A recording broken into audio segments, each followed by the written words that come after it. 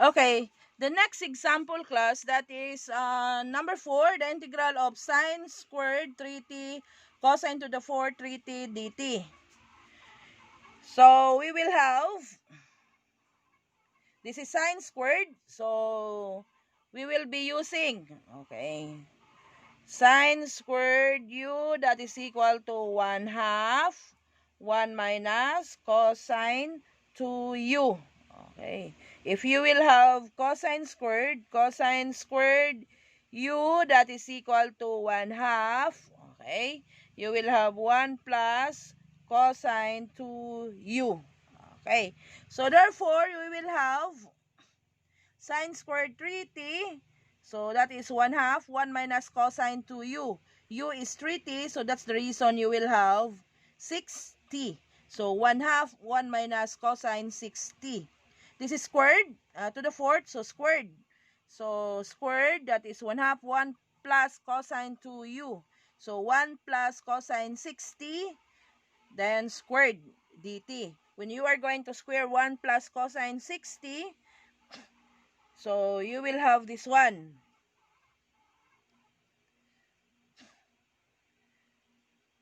So if we are going to expand this one, then multiply here with 1 minus cosine 60. So that would be equal to 1 plus cosine 60 minus cosine squared 60 minus cosine cubed 60 dt.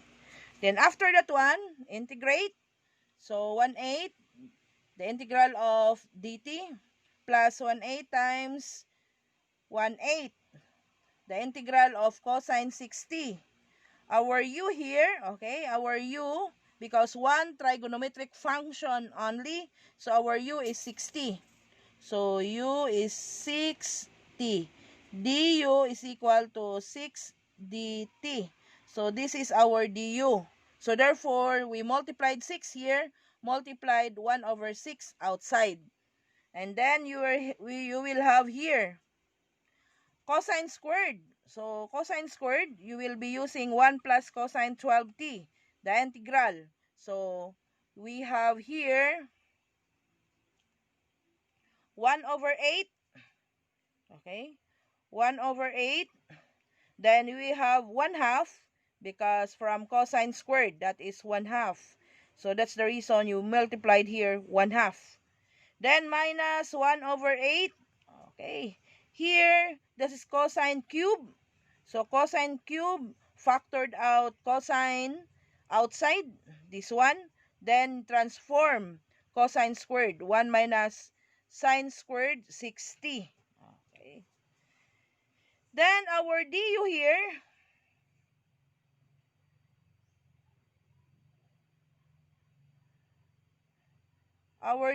that is equal to, okay, our du, if we multiply cosine inside, so our u is 60.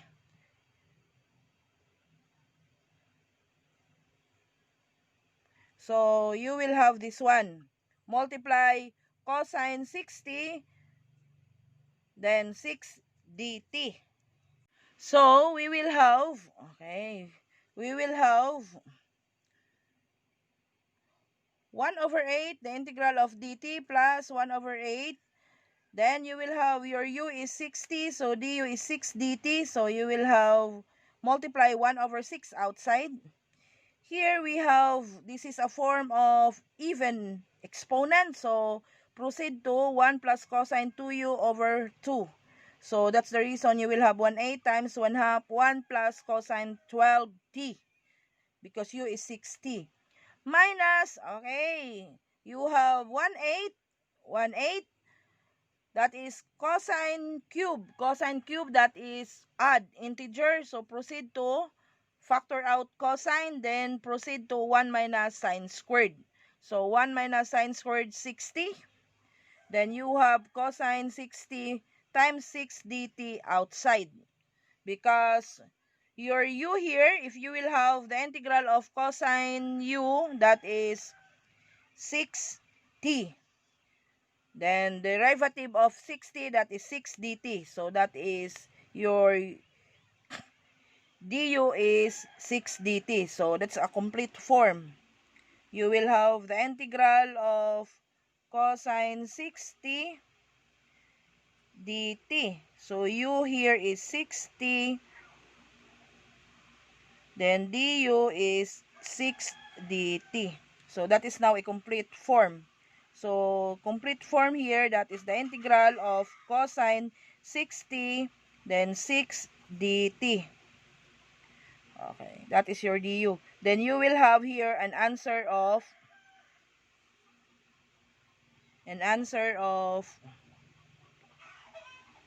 sine 60 1 over 6. So that's the reason you have here this one.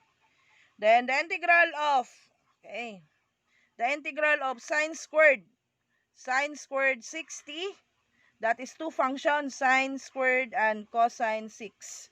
So two trigonometric function, that is u to the n. So therefore you will have the integral of 1/8 dt, so 1 over 8t.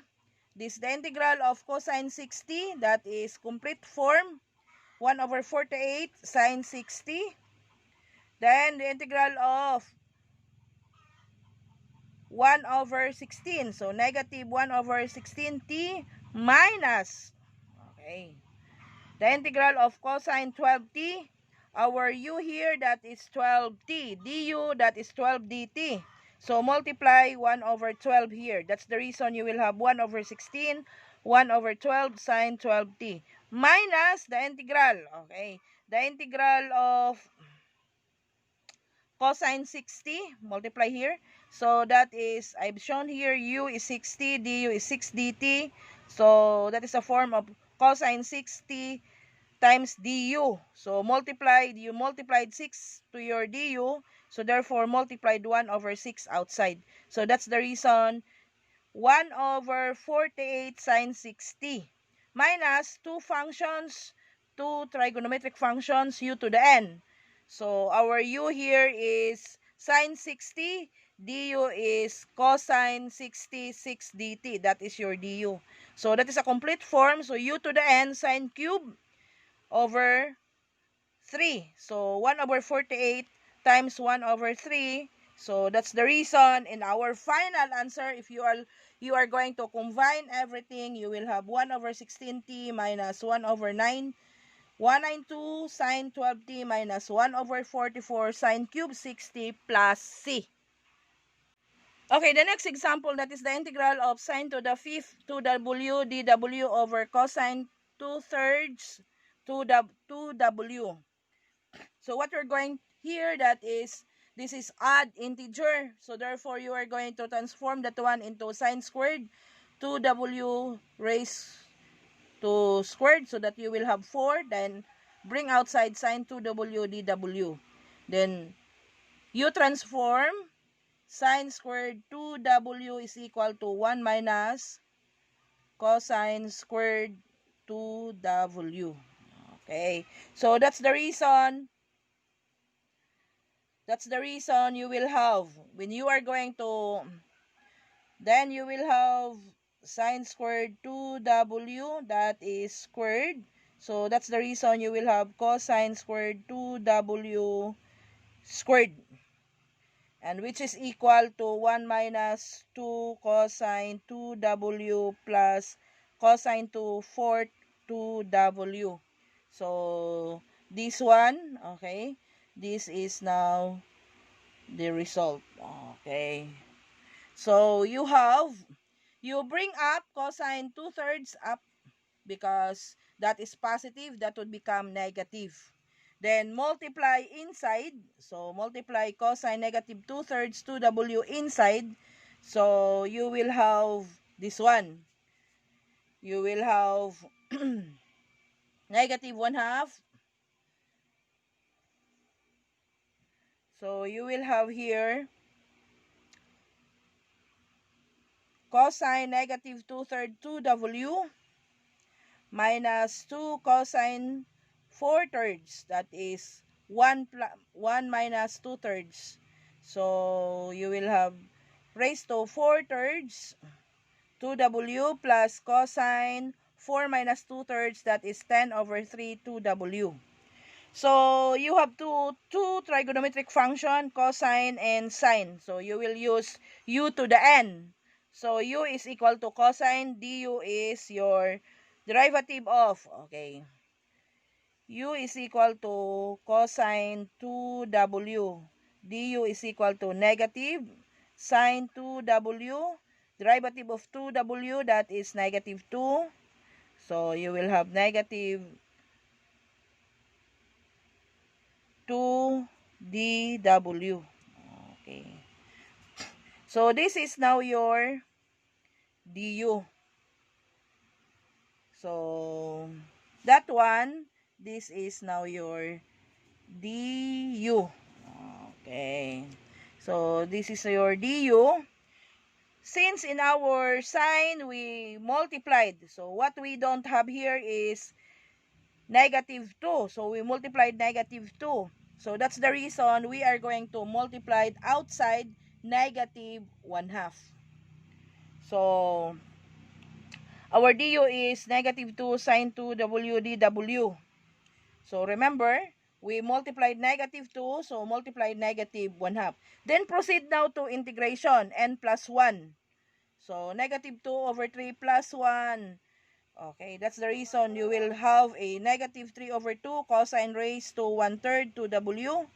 4 over 3 plus 1. So you will have 1 over 7 over 3. So you will have a result, a final answer of 3 over 7 cosine 7 over 3 2w minus 3 over 26 cosine 13 over 3 2w plus c. Okay, that is now your final answer.